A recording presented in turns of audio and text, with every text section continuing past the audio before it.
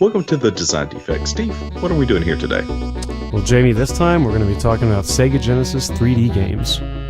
Well, Steve, we're not, because I refuse to do that. That's not fun. I want to do Christmas games. Christmas games are terrible. You really want to cover Christmas games? I want to cover all the Christmas games. Oh gosh, this is gonna be way worse than Genesis 3D games, just so you know. Well, that's fine. Okay, I'm going to take us into the first one. Alright. I didn't have a clue about how many ways there were to thwart the wet bandits. Well, it's about 4. 1991 was the ultimate year for Home Alone video games. Depending on which system your family owned, you ended up playing a totally different Kevin McAllister themed adventure than the kid next door. Got a PC? You're setting up traps for the next 5 minutes to cause wet bandits as much agony as possible when they enter the scene. Playing on an NES, you dodge Harry and Mara for 20 minutes. Oh, and you're one of those kids with a Sega Master System, you have to protect the entire neighborhood for 20 frantic minutes before the police arrive. But I'm not playing any of those adventures. This is Imaginary Inc.'s SNES opus in which young Master McAllister uses various projectile weapons, i.e. water gun and slingshot, to trigger traps or double thugs over in pain for a brief moment before they stand back up and walk off, forgetting you ever pop them in the gut with Christmas bells. Yeah, that's a deep cut right there. Anyway, I had fun running around the McAllister house. Kevin pulled his mom's jewelry out from behind paintings or laundry baskets only to dump them down a laundry chute for safekeeping. Kevin lures thugs onto banana peels or tempts them to step on small toys only to have them slide off the screen and into oblivion. Thrill as Kevin hops over the wet bandits in an attempt to load the basement up with loot then lock it safely away. Now, take a deep breath and enjoy your last minute of sanity, because I'm about to show you Home Alone 2, The Rehoming.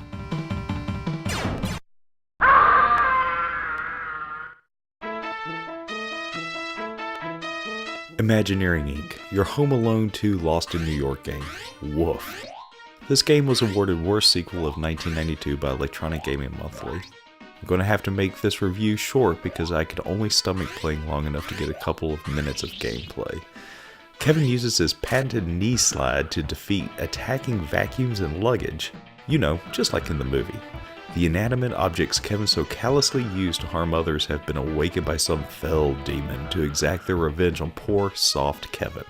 Okay, so I actually played a couple of times until I became mediocre, but I want you to suffer by watching my first attempt as I had to suffer at the hands of the game designers. The best part of this game came whenever I got to see Tim Curry's beautiful pixelated face briefly before being plunged into the abyss.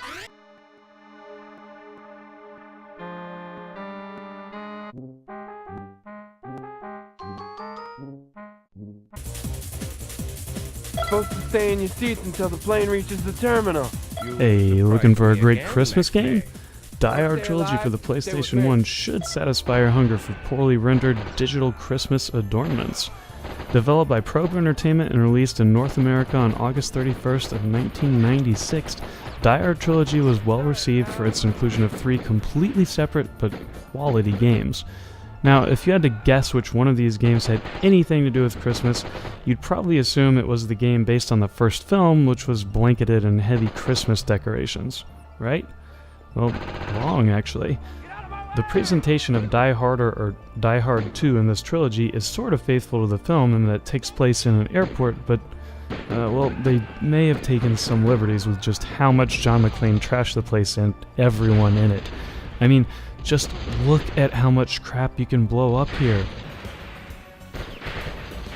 But we're here for Christmas, and on that front, you may as well turn this game into a holiday tradition for your entire family.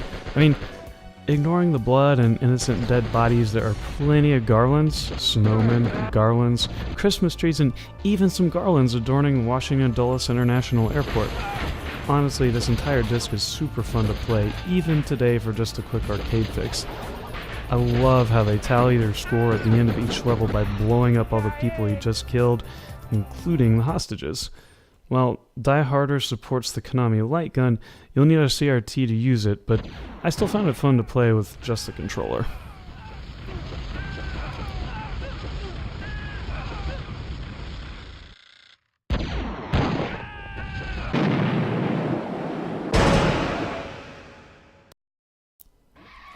Twisted Metal.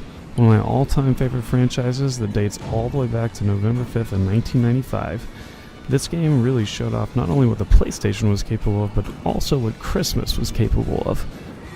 Alright, I really don't know what that means, but essentially being the grandfather of the car combat genre, one thing that really impressed me beyond just the core gameplay some 20 years ago was the awesome dynamic soundtrack. Check out how the subtle Christmas tones sneak into the audio while not fighting any opponents on a lone holiday-themed stage for nearly the entire franchise.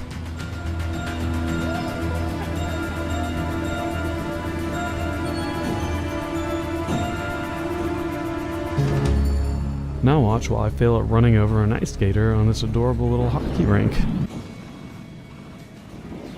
So, you got Christmas trees, Santa, Frosty, and, well, I guess that's it.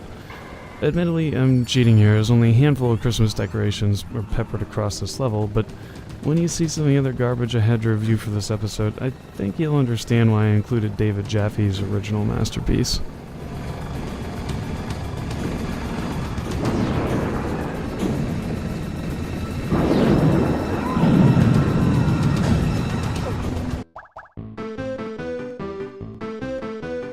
I sat here for a couple of minutes to try to figure out how to sum up the story for Super James Pond 2 Robocod, but it reads like a 5-year-old Michael Bay's fever dream.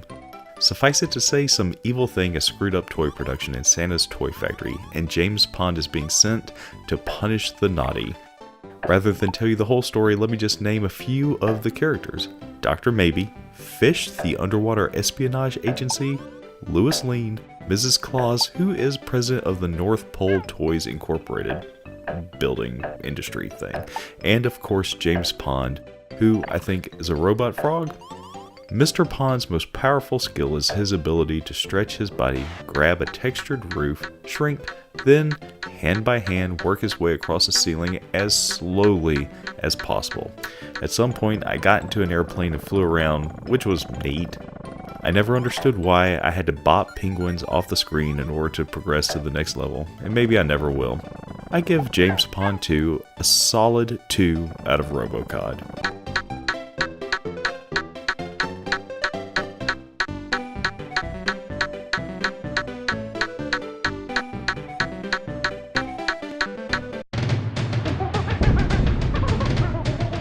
Donkey Kong Country 3 is probably the most underrated game in the entire series and one of the largest games ever for the Super Nintendo. The variety of levels in the game world here is still impressive today and certainly serves as a forerunner of the likes of Banjo and Conquer. So, why is Donkey Kong on a video about Christmas games? Well, it's not because of the snow levels, though I'll admit I was really just too lazy to play that far. It's actually because if you put in a special code at the title screen before selecting your save file, all the bonus stages will have Christmas-themed music and collectibles replacing the original bananas and stars. Just press LRR, LRR, LRLR, and then enter Merry when prompted by Dixie's Laugh. I honestly only found out about this code when I was getting some game ideas for this episode, and I think it's pretty neat.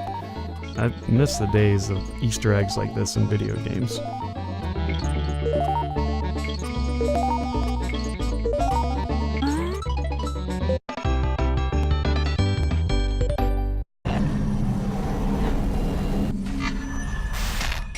And now for something that screams Christmas and may even serve as a better holiday tradition than Die Harder from the Die Hard Trilogy for the PS1. Sorry if you thought Condemned Criminal Origins for the PC and Xbox 360 was anything less than Santa's favorite game to bust out on Christmas Eve. As you cruise through this abandoned shopping mall, you're overwhelmed with Christmas spirit by all the presents, epic Christmas trees, wreaths, garlands, and of course, creepy mannequins trying to kill you, wearing Santa hats. Alright, I really just want an excuse to play this game again, and I think 4 hours of gameplay for a 60-second clip was totally worth it. Merry Christmas.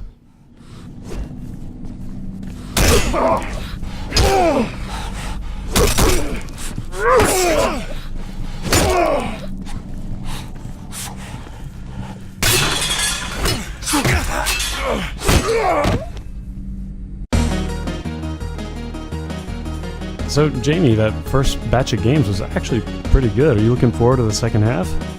Yeah, I really am. I'm just kind of bummed that I didn't get to cover my favorite game. Your favorite game? Yeah, hey, well, Steve, did you maybe knock out my favorite game? I got you covered.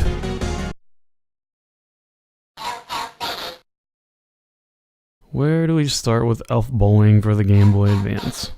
Well, let's start with the fact that this was an unauthorized version of the original PC game released in 1998. Elf Bowling 1 and 2, which was also released on the Nintendo DS in December 2005, is one of the lowest ranked games ever, and I think it's pretty easy to see why. This is a terrible port of essentially a freeware game that was released 7 years earlier. The story with this one is that the game was so small you could easily throw the executable into an email. Most email providers didn't prevent exe files from being included at the time, and because the entire game was only around a meg, a lot of people actually thought the game was a virus. That didn't stop creators Dan Ferguson and Mike Polinsky from attaching this to mass-market emails and dramatically increasing brand awareness of their studio InVision design. Free games were very rare back in the 90s, so a fun, small, holiday-themed game that could run on even the slowest computers at the time was a very clever idea. Unfortunately, InVision Design went under once acquired by Vectrix Business Solutions in 1999, and Dan and Mike both lost creative control of the franchise. There were many sequels to Elf Bowling through the years, with the last one coming out in 2008 and featuring a Hawaiian theme. Typically, all the PC versions are regarded as fun holiday distractions, but this unauthorized Game Boy Advance port by Ignition Software lacks the charm of the originals and is just offensively bad. Sure, Santa was flinging elves by their underwear in the PC version too, but the low-res GBA display and horrendous audio samples combined with worse minigames than Elf the Movie really flesh this one out as one of the worst video games I've ever played. It's worth a look if you have disdain for your Game Boy Advance or Nintendo DS for some reason. Tiny bubbles. Tiny bubbles. Did you know your boss is reading your email? Konami's 1993 Batman Returns for the SNES is, without a doubt, one of the top 5 games for the system. Agree? Disagree? Be sure to comment. Ugh. Anyway, this Final Fight clone is vastly superior to its predecessor in every way. Top-notch gameplay allows Batman to slam baddies' heads together or hurl them into the background. As in all games of the genre, the enemies can get a tad bit repetitive, but the groups that do appear are often distinctive of each other and usually appear in the movie in some form or another. Whether Uncle Sam is hurling Molotov cocktails at you from the top of stilts or an Indian chief is coming at you hot, the gameplay never slows down. But it's also the animations and graphics that make this a superior game. I noticed out of the corner of my eye a sword swallower actually swallow a sword before coming at me. The oversized package, the level design, and the penguins perfectly capture the ambiance and the feel of the original movie. The bone-crunching sound effects are on par with what is expected from the series, and while it doesn't do anything particularly innovative, it is satisfying. Batman Returns has a number of excellent features that will bring me back every few years to take another shot at it. I had a blast cruising in the Batmobile as giant skull thugs attacked me from the backs of motorcycles. I failed pretty spectacularly on the train level as I was almost swiped from the roof time and time again by metallic hurdles, and I was always excited to see a boss appear that had a cameo in the movie, however brief. I have only one criticism. This game is hard. It's not a criticism about the game, it's merely a comment on my own poor skills because I eventually had to resort to the Game Genie to bail me out of hot water.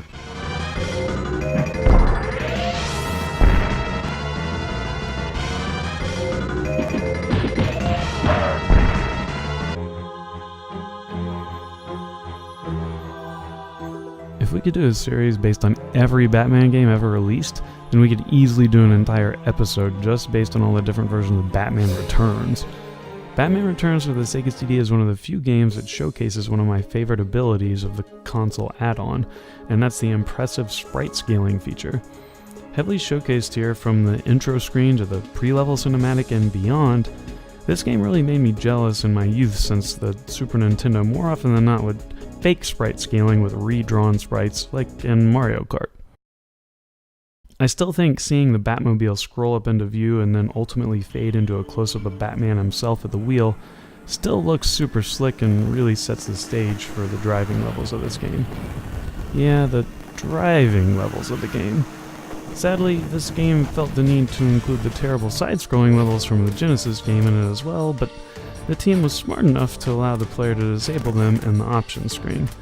Thanks, Malibu Interactive! You also get to take control of the Bat Boat in a few sewer levels towards the end of the game, and these stages are pretty fun too. I can dig the crazy waving water effect, but how Batman got the bullets to float along the surface is beyond me. While Batman Returns for the Super Nintendo is a superior game overall, the average driving stage in that classic beat-em-up doesn't really hold a candle to the epic racing levels of the Sega CD version. And there's probably some Christmas stuff somewhere in the game too, because, you know, this is a Christmas episode, I guess.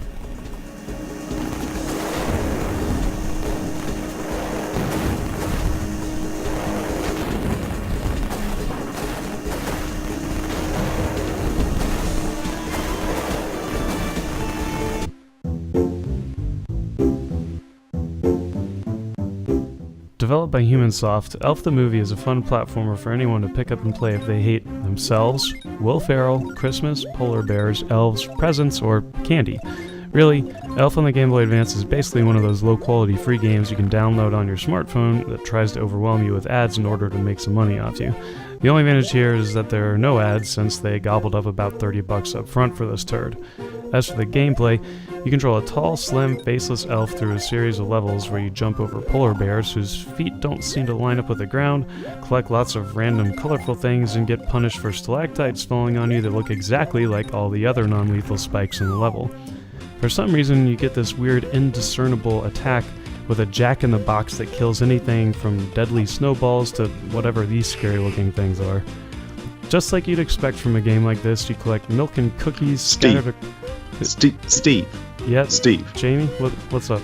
This is clearly not the same game anymore. It looks like you're now talking about Santa Claus 3: The Escape Clause, the movie starring Tim Allen. Who cares, man? Do you really think anyone's gonna notice the difference between these two dumb games? Look, our massive fan base expects more from us, and normally you're good at providing some insightful commentary. Can you at least get back to Elf? Fine. So, programmed by Will Ferrell himself, Elf is way ahead of its time with an excellent color palette, strong animations, and even Metroid-style progression. Fun boss fights, above-average music, and even some cool cutscenes between the levels really help sell the Elf movie. Okay. This is obviously a Nightmare Before Christmas game. What are you doing? Come on, you got to review Batman Returns for the Super Nintendo, and I'm stuck here with Elf on the Game Boy Advance. How is this fair? You picked the list. Just finish the review. Alright, fine. Here's your stupid review. Like I was saying, the incredible design of being a ninja on a golf course in Elf the Movie game on the Game Boy Advance was entirely at the discretion of Jamie wearing a bathrobe in his living room. The subtlety of fighting ninjas, giant mole rats, and even dragons was a brilliant direction that will certainly take Will Ferrell's classic movie to all new... All right. Now you're just screwing with me. Look, you may as well just review Shaq Fu in a Christmas episode if you're going to talk about ninja golf for the Atari 7800. Oh, now that's a good idea. Crap. Elf for the Atari Jaguar, or whatever console, is world-renowned for its incredible fighting mechanics and rock-solid controls. Definitely pick it up if you're able to find a copy. Ugh, you suck.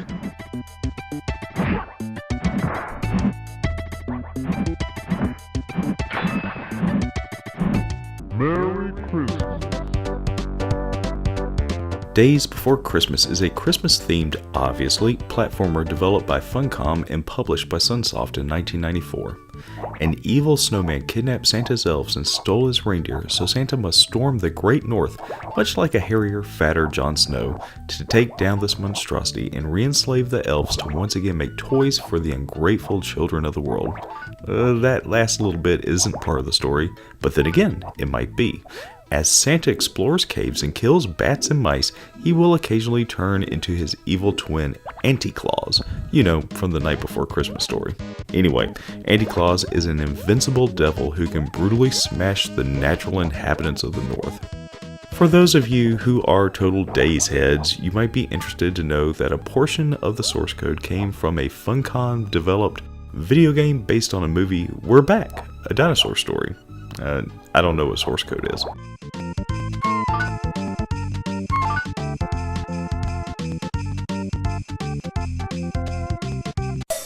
You couldn't even take my idea for the Christmas episode seriously. Thanks.